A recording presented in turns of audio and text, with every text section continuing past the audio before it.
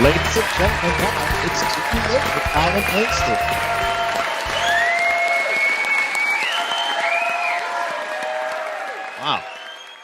Wow. This place is haunted. Do you hear all that? It is. Yeah, I don't know. I'm alone. I don't know about you. Do you ever, let me ask you something, Dave. Yeah. Do you ever get this sensation where you're working on like a routine task that you've done a million times before, but it's something like you get ahead of yourself and suddenly you don't remember how to do this thing that you've done all the time? Oh yeah, you can't think about it too much. That happened to me recently. Oh yeah? Right now. Oh.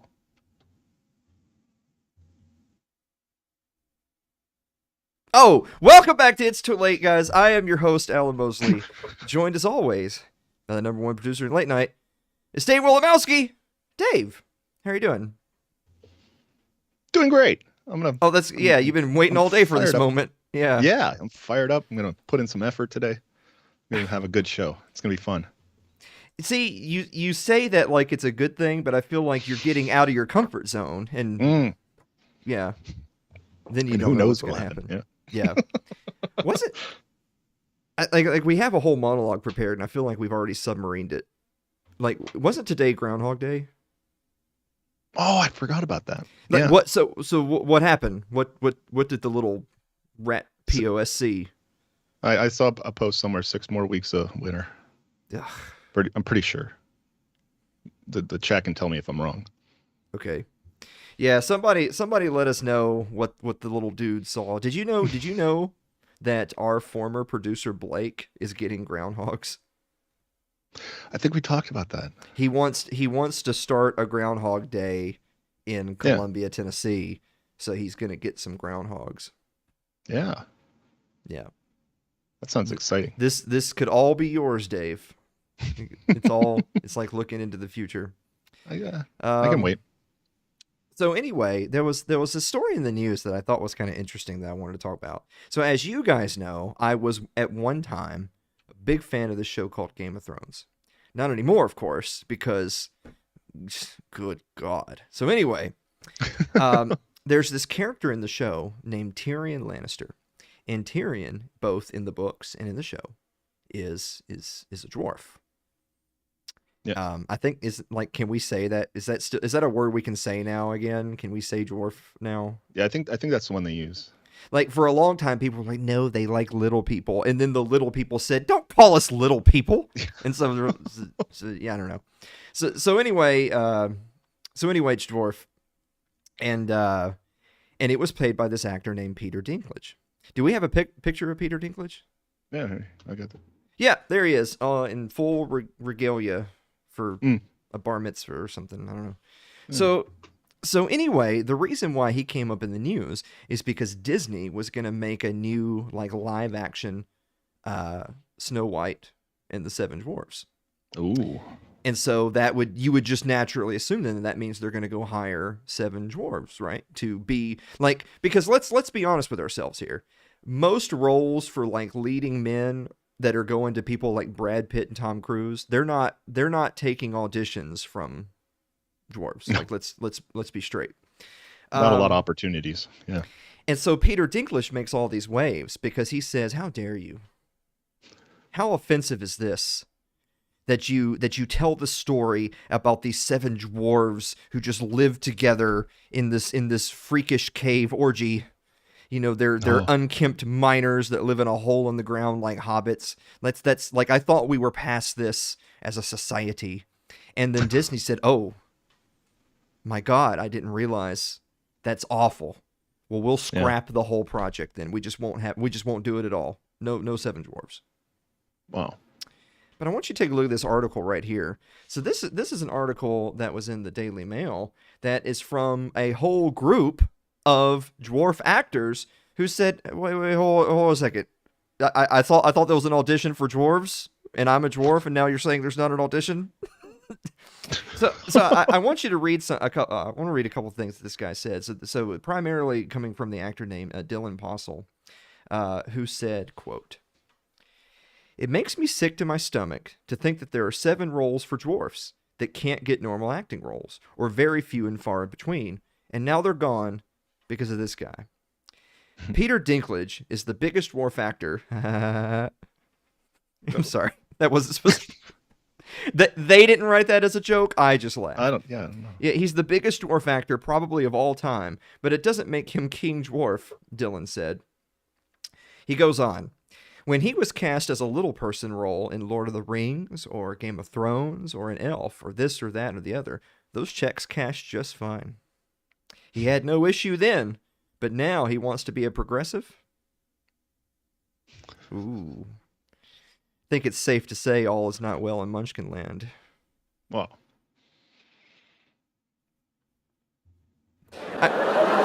No, Dave. No, the laugh track doesn't work when you've already said wow and distanced yourself from the program. I saw what you did there. it's not me, it's the audience. They're All right. terrible. All right. So anyway, speaking of other things in the news, remember that tyrant POS governor out of California named Gavin Newsom? Oh, I heard of that dude. He's the perfect example of the guy who believes rules for thee, not for me. Because he has all these just oppressive, draconian lockdowns and mandates in the state of California. And yet, none of those rules seem to apply to him. I want you to take a look at this picture right here. So this is Gavin Newsom at last week's NFC Championship game between the LA Rams and San Francisco 49ers. And you'll notice, even though in SoFi Stadium there, the rules were you had to have your pass and you had to have your mask.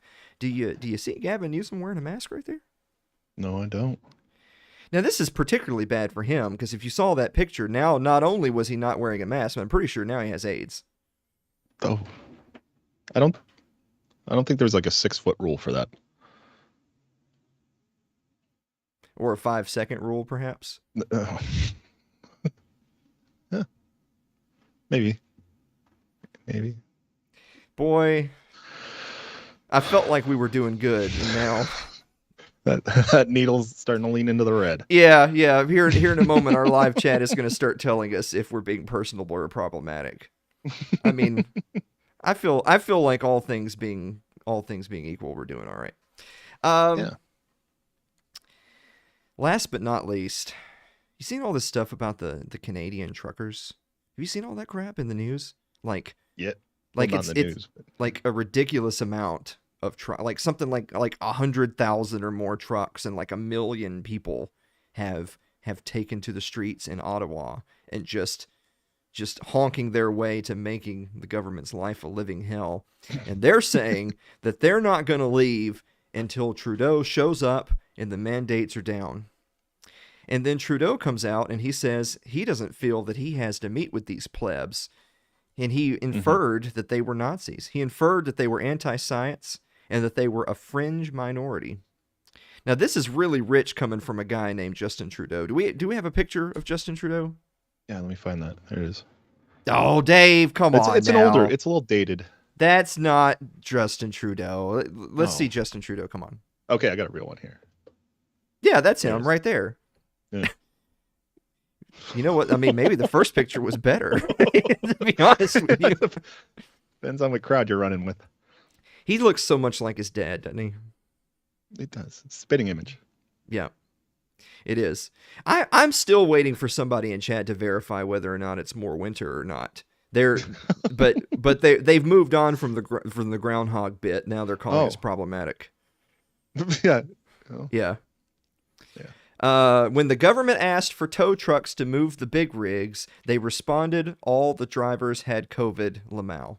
Really? Did they do that? That's interesting. Good. Like it's interesting that there's like a united front between, big tow truck and big semi.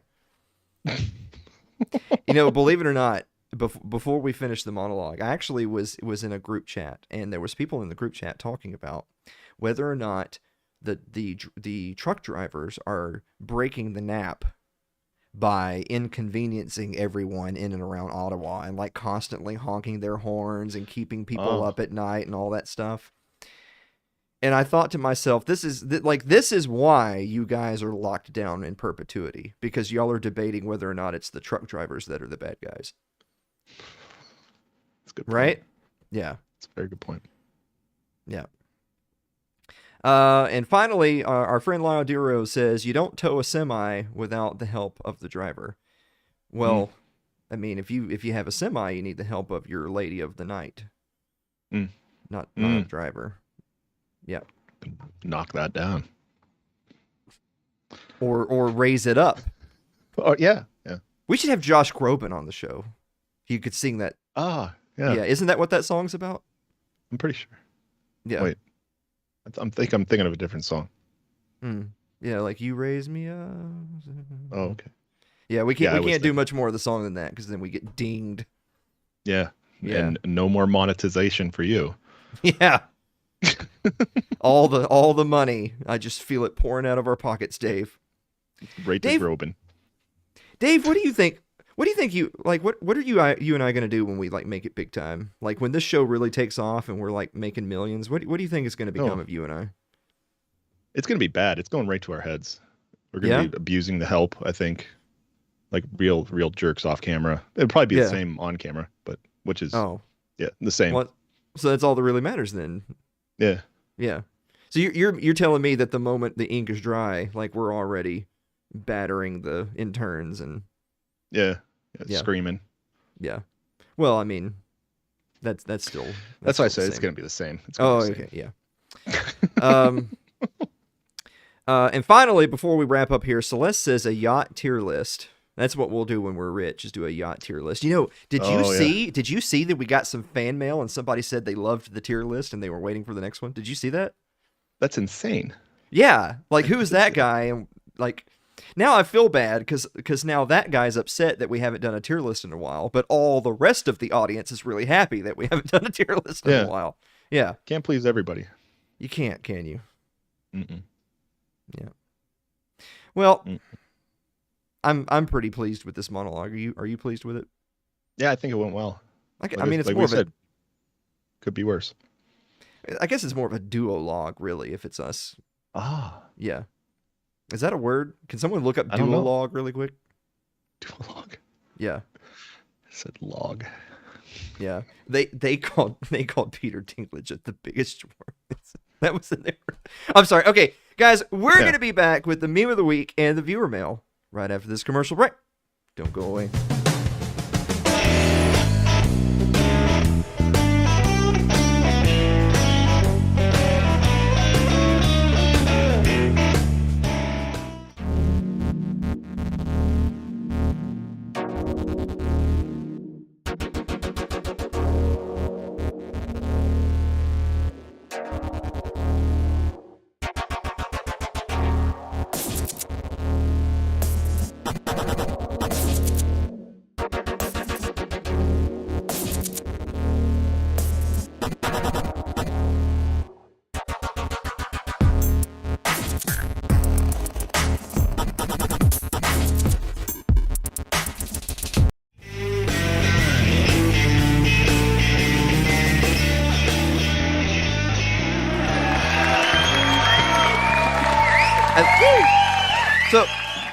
So I saw that our messenger was just blowing up right when we were like heading into the commercial break, and I was like, who's trying to get in contact with us so bad when they should be watching the show? Yeah. And it was actually one of my friends to say that he and his wife have the coof, and yeah,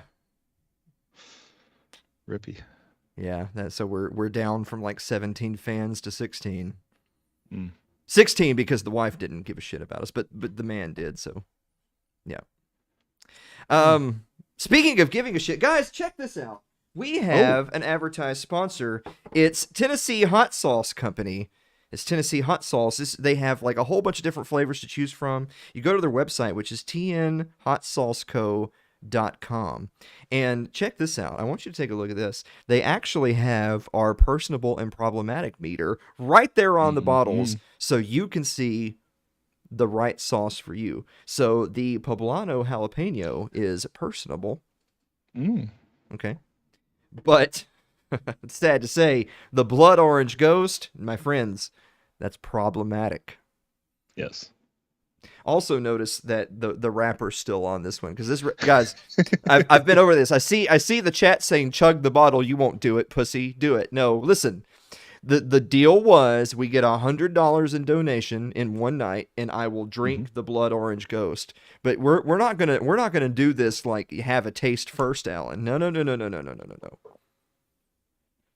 Yeah. I did that with the garlic habanero or whatever it was.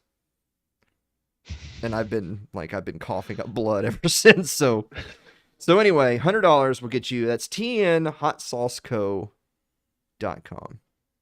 Yep. Yeah, right there. Like, why is it just a black and white? Can we not do better than that? I don't know. It's probably too late to even worry about it at this point. Yeah. I'm sorry. I'm being less personable than I said I would be. I actually, so the owner of Tennessee Hot Sauce Company, his name is Danny, and I actually talked to Danny on the phone earlier this afternoon. You know what he said? Oh. You know how we've been talking about like having some discounts and some promo codes? Yeah. Listen to this. Danny said that if you go to the website tonight and place an order, he will fulfill it. Oh, that's exciting. Yeah. Dude, that's... I love it when they do that. Yeah, this is one time only. That's tnhotsauceco.com. Hurry. Yeah. Isn't there something? Yeah. Is there? Actually, I already told him that. Well, you should, like, Dave's really more your guy for watching someone punish themselves with food items on TV. You should send some to Dave. I think we might work that out for you, Dave, actually. Oh, I'm excited about that. I like hot sauce. Yeah, we're working out something. All right. Hey, Dave. Yes, Alan. What time is it? It's time for Meme of the Week.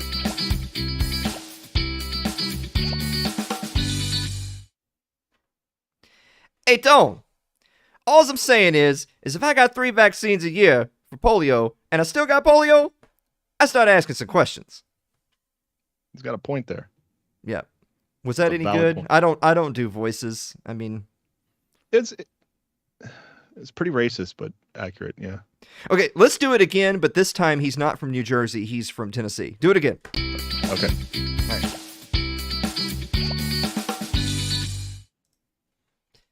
Hey, Tone. All I'm saying is I got 3 polio vaccines in a year and I still got polio. I start asking some questions. That's better. Yeah, that was... Killed it.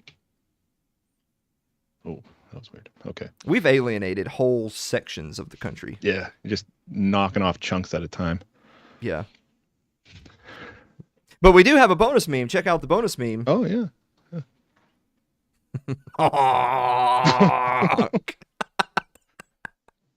Clown world.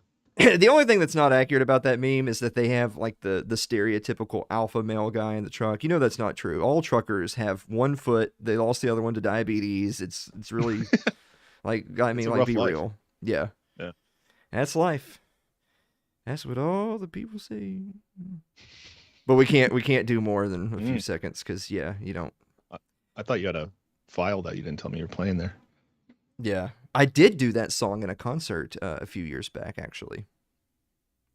And then I thought, wouldn't it be cool to like share the performance? I can't find it anywhere.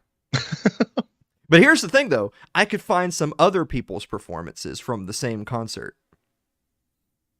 Weird. But I couldn't find mine. Did Anna Kay delete it or something? I mean... I don't know. Like, she could just, like, if she could just leave. Like, you don't have to, like, you don't have to stay and make my life hell, you know. Yeah. I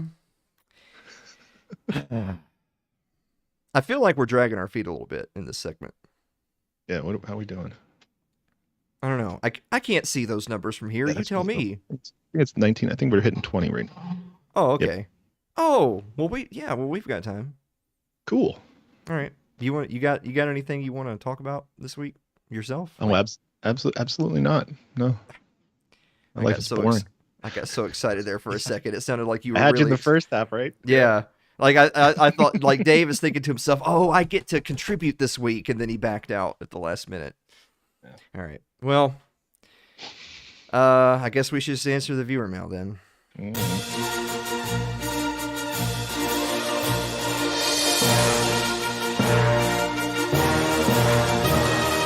Am I supposed to read this? Yeah. Did you catch all that? I'll play it.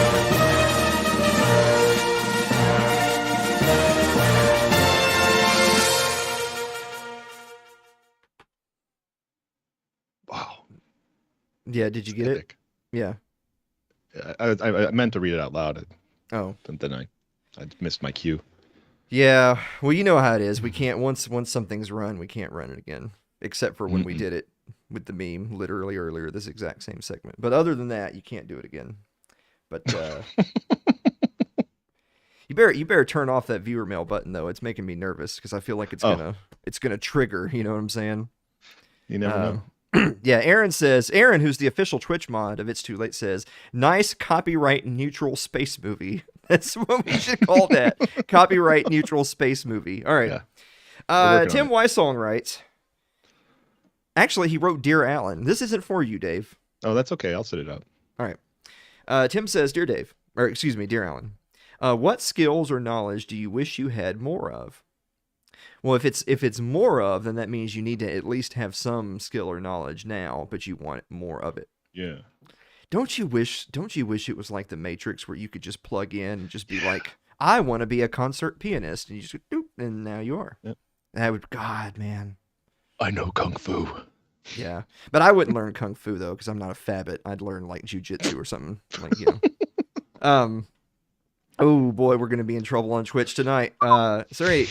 I mean, so I'm a musician, and do you remember when we had Kent Nishimura on the show, and he played that whole acoustic arrangement of It's Too Late? Do you remember that? Oh yeah, that was amazing. The whole time I was watching that, I was thinking to myself, he's amazing. I hate him. Mm-hmm. Yeah. Yep. Yeah. So your answer is so annoyingly talented. Yeah. Yeah. So I wish I could just be better. You know? All right. You make me want to be a better man. Don't fucking start with me, Dave. I'm not. You're not going to gaslight me to talk about. I don't even remember the.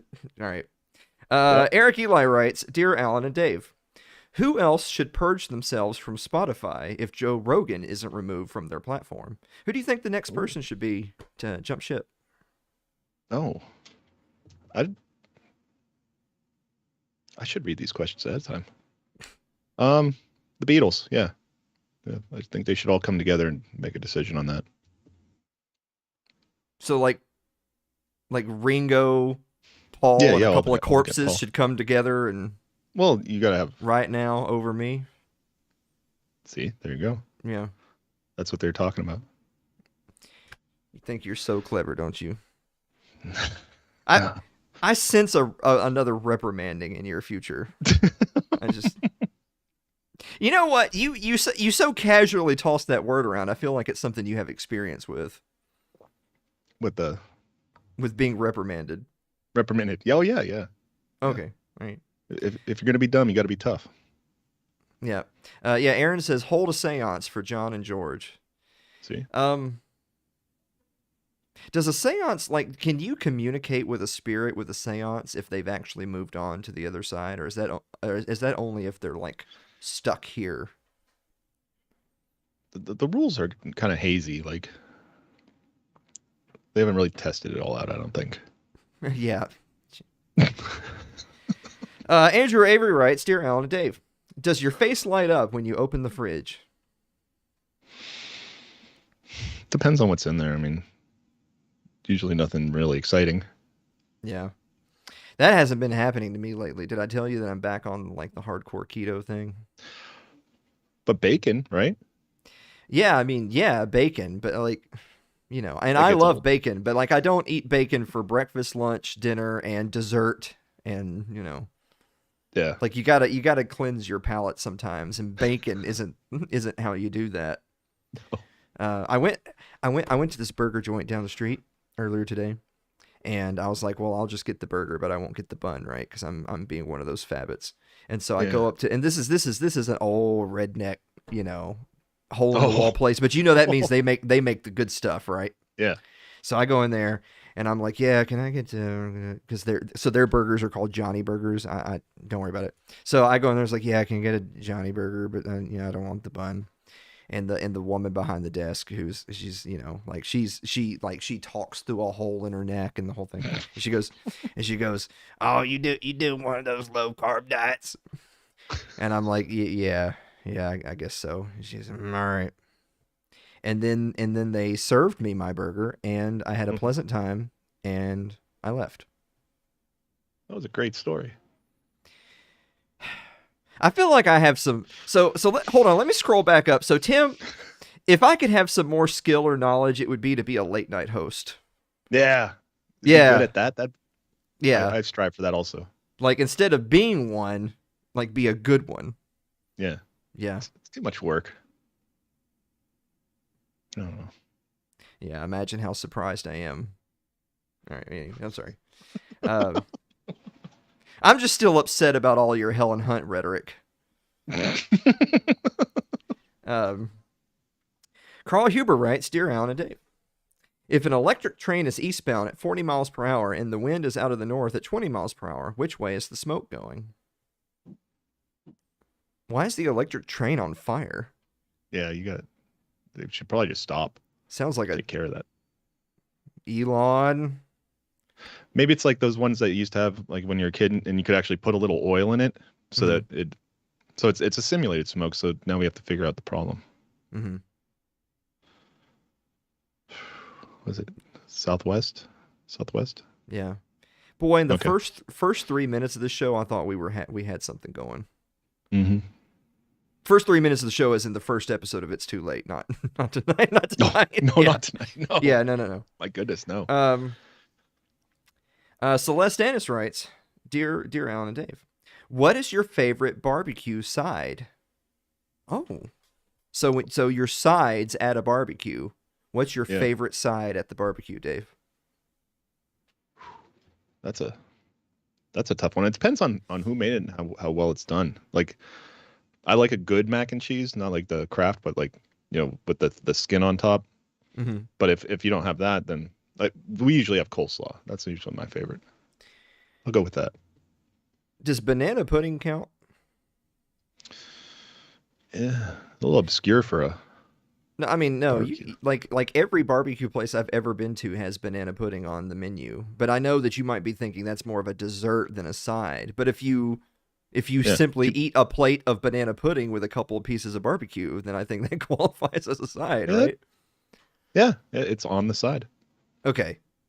Well, okay, so the author of the question, Celeste, is actually in the audience, and she says absolutely. Yep. So that, okay, absolutely. Well, there you go. All right. Oh my God, we didn't talk about the live show again. Oh. God, this is your fault. Remember when I specifically said, Dave, that you have to... I was running out of room on on the note. It is my fault. We don't even have the thing in this scene. All right, guys, there's going to be a show in a few months. Just show up. All right, whatever. Yeah. Get your tickets now. Yeah, you have to have tickets. Don't just go showing up trying to peddle your heroin out of your trunk. You got to pay for like booth space. Yeah. Yeah. All right. Lyle Durio writes, Dear Alan and Dave. Oh, we're in trouble. We needed to be in the next scene here in a minute, so we better just keep going. Lyle Durio writes, Dear Alan and Dave, how much water can I put in my gas tank to save money on gas? I don't think you can put very much.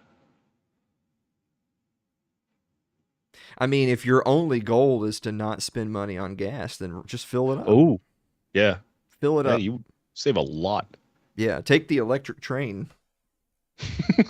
Fill it up. Yeah. Yeah. Some We're gonna have to start logic. putting disclaimers on our answers, I think.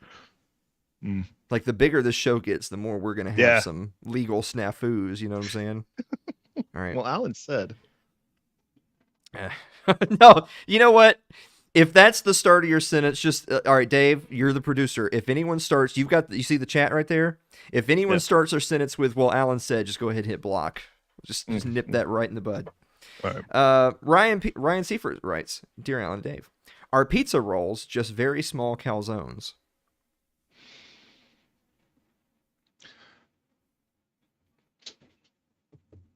Calzones don't usually have sauce, do they? I thought they did.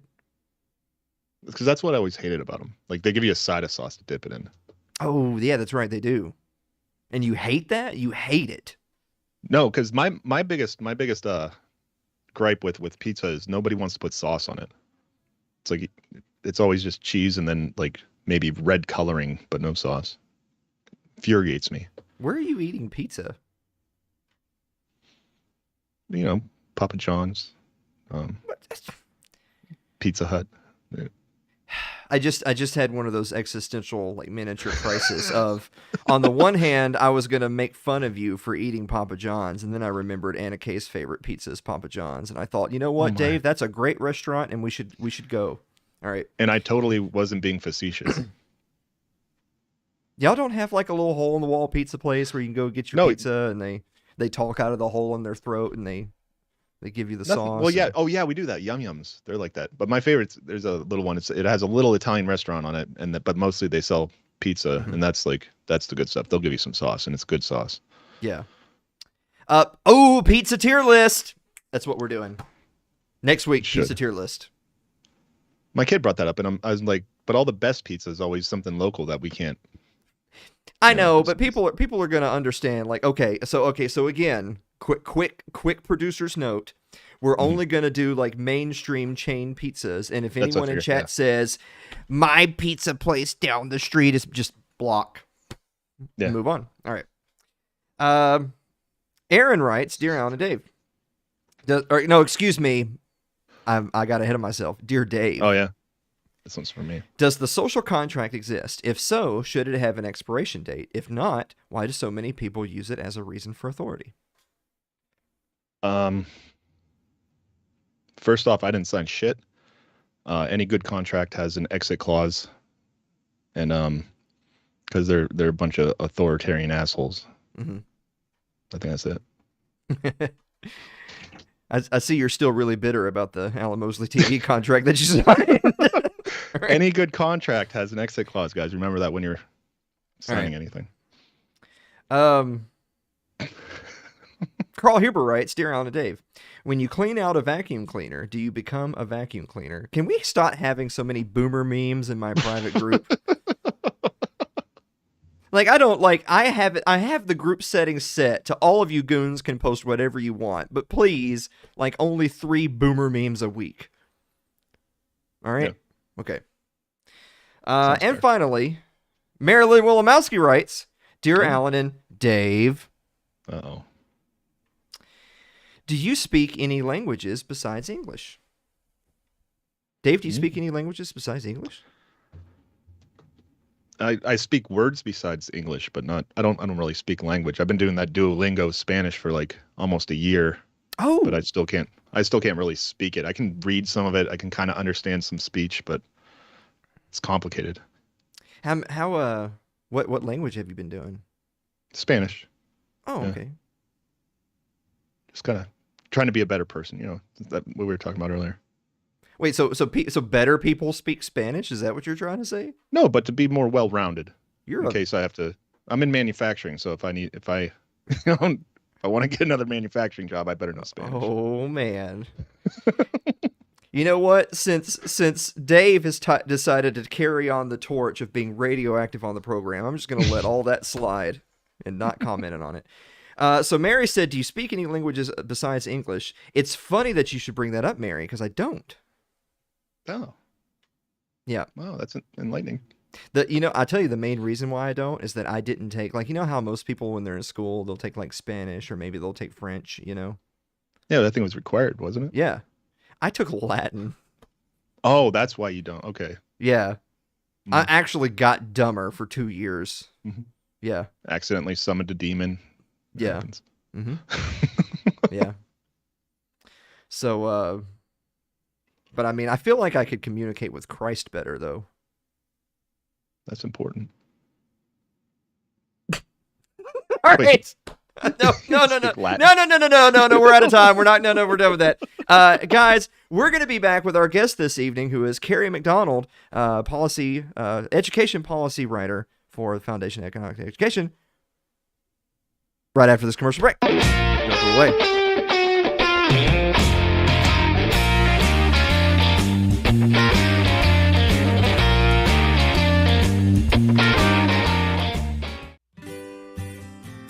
Your ad could be playing right now, reaching thousands of potential customers.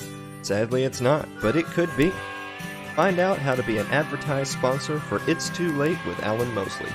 Email us at info@alanmosley.tv.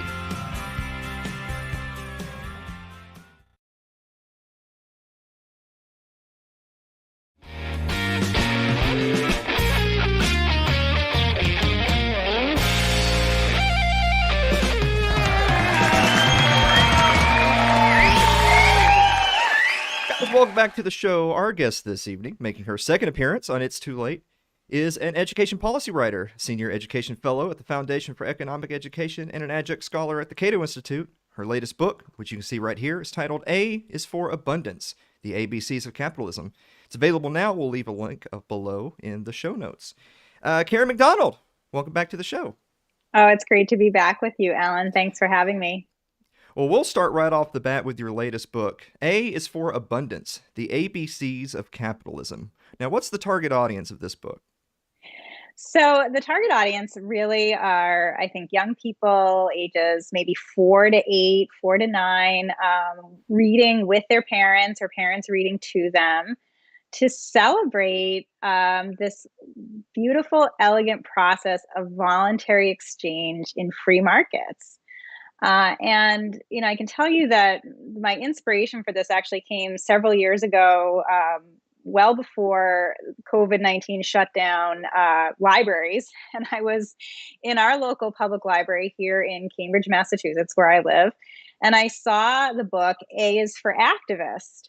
And so I picked it up and, there were certainly some things in there that were, very much in line with a free society in terms of tolerance and respect for others and individual rights. But there was a lot in there that was really aimed at creating, progressive activists. It was definitely kind of a leftist agenda, collectivist undertones, Marxist undertones, anti-capitalism. And which is all fine and good, right? I'm all for a marketplace of ideas, but the reality is that there isn't that much on the kind of the other side, offering other perspectives that celebrate, free market capitalism, that celebrate this process of voluntary exchange. And I really felt like we needed to, have those resources for families that wanted that. And even if it doesn't make its way into the Cambridge Public Library, at least it makes it into home libraries for families, who want to share a different perspective. Now that's very interesting timing. I know we were talking right before we started the show that it's been about a year since you and I last chatted. And I think if you had asked us perhaps a year ago, oh, well, all of this will have blown over and we'll have moved on to kind of a different era in our nation's history, I would have believed that. Surely this can't go on for much longer. And yet here we are. And I don't want to sell it short. I think there's some places in the country that have improved since we last talked. But there's other parts of the country and other parts of the establishment that certainly haven't improved. But education is one that's very a passionate topic for me, and as it relates to your latest book, I know when we last talked, we talked about how parents, by and large, are getting a little bit of an education themselves on exactly what their children are learning, exactly what the day-to-day life in the public school system was, and I feel like before parents may have thought, I'm not equipped to take this over myself. But then when thrust into a situation where, perhaps for some people, that wasn't an option anymore, I feel like some of them more came around to the idea of, well, maybe I can do this after all. Is a lot of your writing and some of your books specifically geared towards helping parents realize that this is not an insurmountable task?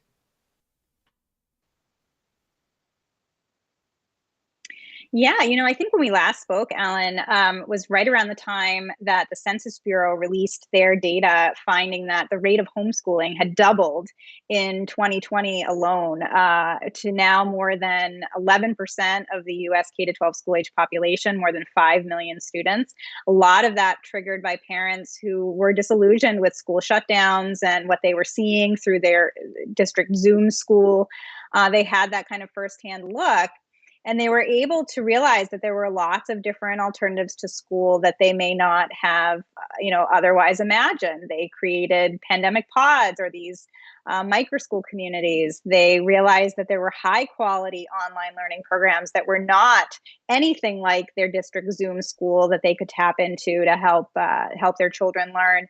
And so I think it's really been a huge game changer in terms of the momentum for education transformation. So you have, parent demand, you have entrepreneurs stepping up to meet that demand by creating new learning models and introducing, new education options for parents. And then you have state legislatures also stepping up to introduce or expand school choice legislation. Last year, more than 24 states introduced or expanded school choice legislation that allows education funding to follow families instead of going to these bureaucratic school systems. And right now, support for school choice is at record highs. We have roughly three quarters of Americans saying that they support education dollars following students instead of systems. So all of those things, parental demand, education entrepreneurship, and some much needed policy changes, I think are really combining to create more education options for families.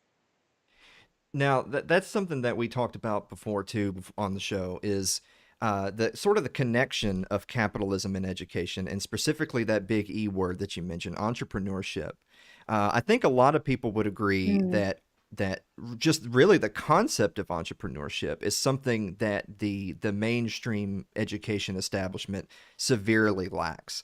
I think it's pretty fair to say that the overwhelming majority of students that go through public K through 12 education don't come out the other side particularly equipped in a lot of areas, but they definitely don't come out being educated with that entrepreneurial spirit that one can do it for oneself. I feel like it's safe to say that most people are sort of put into the pipeline of, become obedient workers, go to college, get it, take on some student loans, get a college education, and then from there will be some sort of job waiting for you. But really, the whole idea of a job waiting for you is counter to entrepreneurship, of creating a business and then creating jobs both for yourself and for others. So is that the niche? Is that where people like us really can carve out a place in education, is really focusing on entrepreneurship?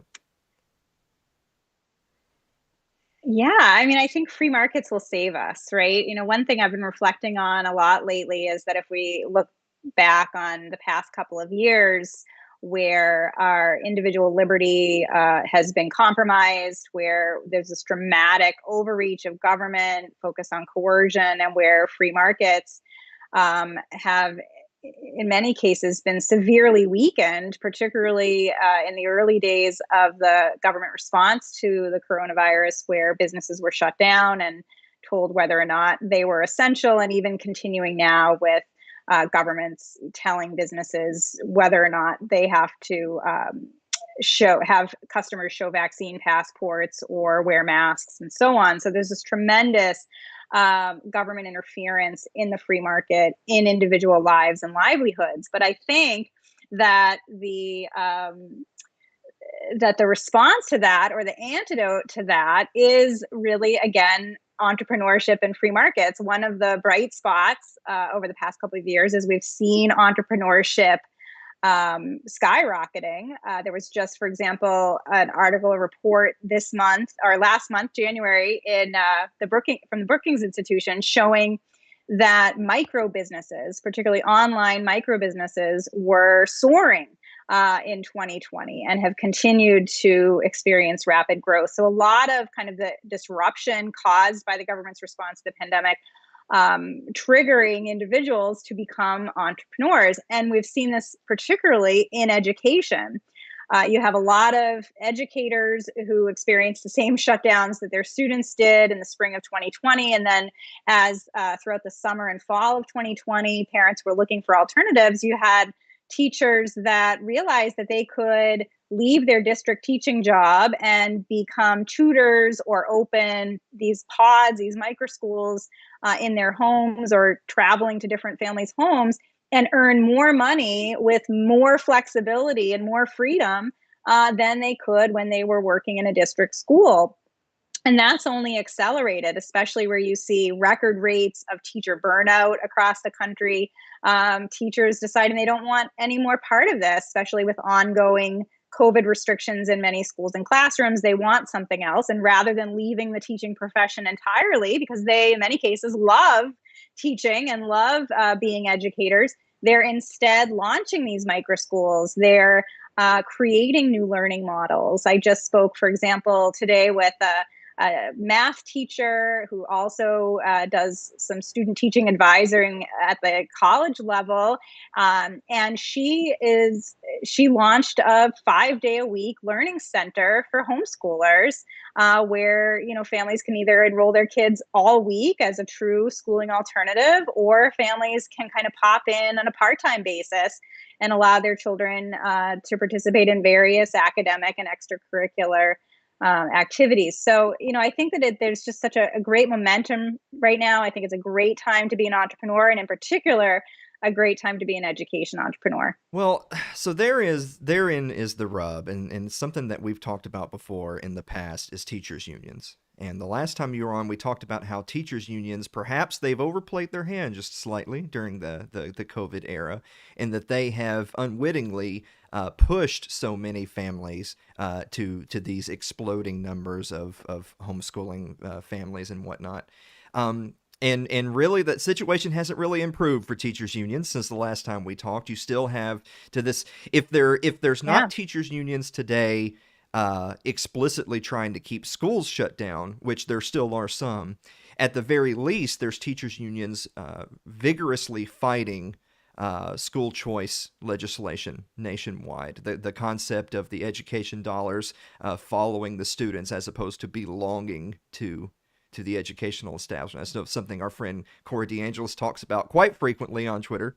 Do you see that continuing to be sort of the main disconnect, not just between the educational establishment and families, but perhaps teachers' unions and some individual educators who are looking at the writing on the wall and thinking to themselves, I can do better than this. I don't need a $40,000 a year job with benefits when I can go teach a 6-figure job doing it myself, because if I happen to live someplace where 5, 10, 15 families have those education dollars to spend, I can do it myself. It's sort of a revival of the old school the classic kind of schoolhouse model of you have one or a relatively few number of individual educators in a pod, and they do everything. Are we seeing a revival of that now? Right. Yeah, I mean, I'll address your first point and then talk a little bit more about these micro schools and learning pods that are really abundant now across the country.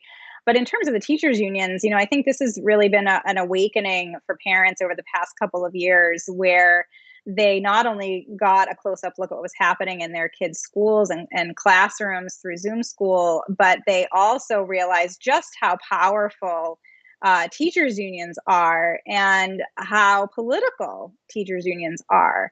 And so, when we talked before, I shared data coming out of Brown University, as well as research. You mentioned Corey DeAngelis. He's done some excellent research on this, finding that it was teacher union influence more than any other factor that led schools to remain shut down. Particularly in 2020, and where teachers' unions were less powerful, less influential, schools were more likely to reopen. And this had nothing to do with virus rates or community transmission. It was all to do with politics and power resonating from the teachers' unions. And now we've seen just this year, just in January of this year, the same dynamics at play where thousands, I think at the peak was over 4,500 schools shut down in the early part of January, coming off of the Christmas break, as teachers' unions again forced schools to be closed and not to reopen for quite some time for in-person learning. This was particularly true in Chicago, which fought the most vigorously to keep schools closed. And I think parents are just fed up. So they are looking for these alternatives. And again, these entrepreneurs are there to step in, many of whom are former public school teachers who want to get back to doing what they love, which is teaching and helping students learn. And that's where we're again seeing this growth in these micro schools, in these learning pods. You're absolutely right that these are sort of modern twists on the one-room schoolhouse. Micro school networks were gaining traction prior to 2020. I wrote originally about one of the fastest growing micro school networks is Prenda Learning out of Arizona. They have really taken off throughout the past couple of years, but they were also, meeting a lot of success prior to that. Recently at Forbes, I wrote about Acton Academy and that expanding network. They're seeing tremendous growth. And these are all working on this kind of one-room schoolhouse, multi-age, multidisciplinary model that is typically home-based or is located in a small community space with one or more hired teachers that facilitates the curriculum. And I think that is really resonating with more families now, that they want more freedom and flexibility in their own lives, in their own work. And they also want to then grant that to their children as well. Now, I know that our socio-political opponents, they tend to trot out some of the ugliest attacks on initiatives like this, and I'm gonna give you the softball to sort of swat some of these down. Some of the most common attacks you see on school choice, on independent learning, is that it is somehow it's somehow only for the privileged. Only the rich can afford such things, but middle and lower income families are locked out of these types of things. And perhaps much uglier is, of course, there's some sort of underlying racism involved with these sorts of things. You've seen the attacks from some of the corporate press that says, oh, well, when the parents show up to the school board meeting because they're concerned about how their kids are being treated and what they're being taught and if they can go into in-person learning at all, that's somehow some sort of white supremacist undertone to these types of conversations. I obviously don't believe that. I think, if anything, the reason why this is a really an area of optimism is because there's a lot of things that people will put up with, but I think that when you're dealing with people's children, that's where a lot of people are going to put their foot down. But with that said, yeah. What do you say to these types of attacks? Well, I think the first thing to say is, upper income people have always had school choice. In fact, many of our politicians exercise school choice. And even though they vigorously oppose school choice policies that decentralize education funding and allow parents much more autonomy to decide where to send their children and use those tax dollars, those politicians are sending their kids to private schools. And I think that's starting to become clearer to parents now, that the hypocrisy is so thick and so irrational. So I think that's why we're seeing such tremendous support for school choice policies. And then in terms of education entrepreneurship, one of my most recent articles in my Forbes column highlights the incredible work of Denisha Merriweather, who's the founder of Black Minds Matter, which is an incredible advocacy group for school choice, particularly focusing on entrepreneurs of color, educators who are creating private schools to serve, in particular, students of color, many of whom are low income or have special needs, and realizing that they're having a lot of success in doing that and could have even greater success if we were able to redistribute that current taxpayer money that's tied up in assigned district schools and enable families to really decide where they want that money to go. Well, it's interesting that you brought up specifically private schools, because I know that there's people out there that will say, but are private schools really that much better than the traditional public school? Because so many private schools, sort of, depending on where they are and how they operate, they still fall under a lot of the same guises that the public education system does. There's certain types of regulatory concerns and that sort of thing versus just a purely homeschooled model. Is that something that's still a major concern, or are you starting to see more and better genuine private school options? Well, here's the thing. If a private school isn't performing well, if parents are dissatisfied, they pull their kids from that school, that funding goes away, and that school either has to turn around and do things differently or shut down. That doesn't happen in government-run schools, right? If a government-run school is failing and parents aren't happy, often the opposite happens, and they get more funding. So there's just as in all aspects of the free market, there is accountability through consumers, through customers who drive the demand in the marketplace and really prompt providers of goods and services to shift to meet that demand. And so, I think that's where we have to really focus our attention and energy, that the private sector typically can meet demand more successfully and more efficiently than the coercive sector, than the government sector. And, I think more and more families are realizing just how inept the government is, particularly with their response to the pandemic over the past couple of years. I want to switch gears here a little bit and talk about where we're seeing the biggest changes and biggest movement in education in different sectors, different demographics, different parts of the country. So before the show started, you talked a little bit about the differences between Boston versus where you are in Cambridge, and that there's maybe a little bit of light at the end of the tunnel for you. And I talked a little bit about the differences between, for instance, Nashville, and then just a half-hour drive further south, you get into a more rural area where people have no idea what you're talking about when you mention masks and mandates. What sort of people and what parts of the country are we seeing the biggest shifts in education? Yeah, I mean, it's a good point. I was saying that, Boston, for example, has its vaccine mandate like other major cities, but here I am right on the periphery in Cambridge, Massachusetts, and surprisingly, Cambridge and the other surrounding cities have rejected vaccine mandates, although we still have mask mandates and other COVID policies. So, there could be some shifting. And then the further out that you go from the city center, the more I think people are repelled by government interference and are ready to kind of move on from the government response to COVID. So that's a hopeful sign. And I think, again, that's where we're going to see a lot of different options come through education, right? There will be some, for example, some learning centers, some private schools that will require masks, that will require COVID vaccines for students, and there will be some that won't. And let the marketplace decide, which prevail. Maybe they both will. Maybe there'll be enough demand for both. And I think that's really where we have to move toward, is to get the government out of the business of education and allow people to decide, customers to decide where they want to put their money and which programs and services they want to support. Now, on that note, I'm going to bring up maybe what's perhaps a little bit of a controversial topic for some people listening in the audience.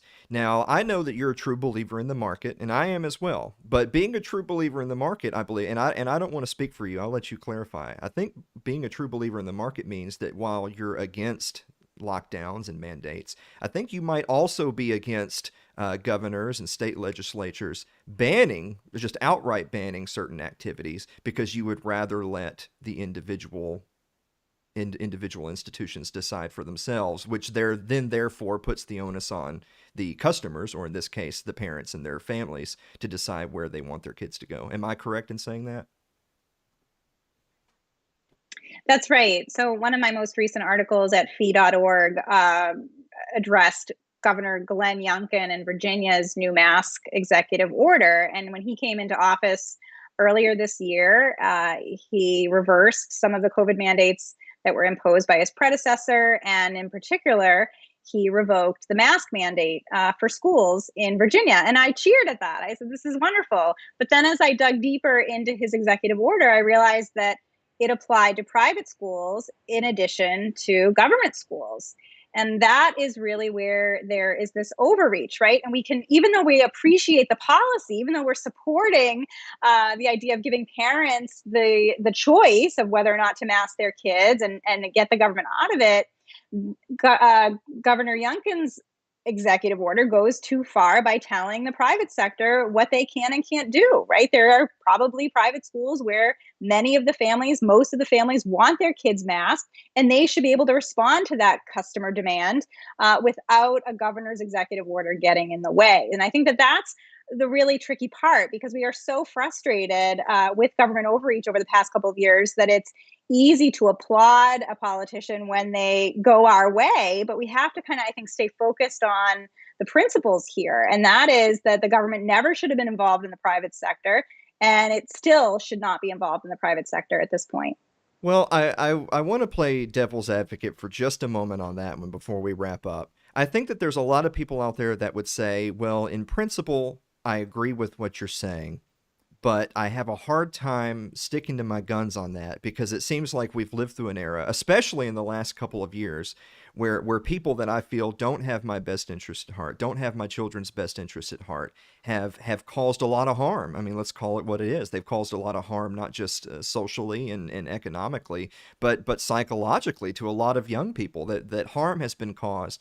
And so I feel like a lot of people that in principle might agree with what you're saying can't help but cheer on some of this backlash, if you will, because they're thinking to themselves, well, the powers that be, our opponents will use that power against us. So why should I not then in turn use that power against them? Hey, I'm sympathetic to it, right? I appreciate Governor Youngkin in particular getting rid of his mask mandate. But the problem is that we can't fight government power with more government power, because then it's just the pendulum swinging every time there's an election. What we need to do is reduce the power of government over our lives and our livelihoods. And the way we do that is to get government out of the free market and allow individual businesses and schools and shops to decide what their policies are and let the market work it out. Well, on that note, Carrie, where can people go to support you and read more of your material? Yeah, the best place to find me is at fee.org/Kerry, Kerry. There you'll see a link to my latest articles. You'll see my links to my social media account. You can go ahead and send me an email. Carrie, I want to tell you that I think Fee has published 3 or 4 of my articles, so I'm practically on your heels. I'm right there in the running. But Carrie, we're gonna get you out of here on this one. If you have 2 lasagnas and you stack one lasagna on top of the other, is it still 2 lasagnas, or is it now just a single lasagna? I think it's a double layer lasagna. But if it's a double layer lasagna, does that mean it's a single item? I think my 15-year-old, is a baker. She makes a lot of cakes, and I think she would say that a double layer cake is one cake. So I'm going to go with a double layer lasagna is one lasagna. Good job, Carrie. That is the correct answer. I knew that you were a real libertarian, because only a real libertarian would get that answer right. Carrie McDonald, thank you so much for being on the show again, even though I ask ridiculous questions. Always a pleasure, Alan. Thanks for having me. All right, guys, we're going to be back to wrap up the show right after this commercial break. Don't go away.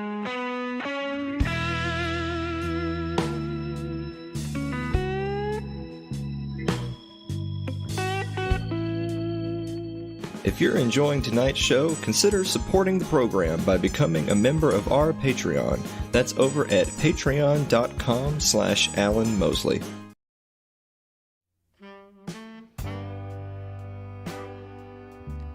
Like our Facebook page. It's facebook.com/Alan Mosley TV.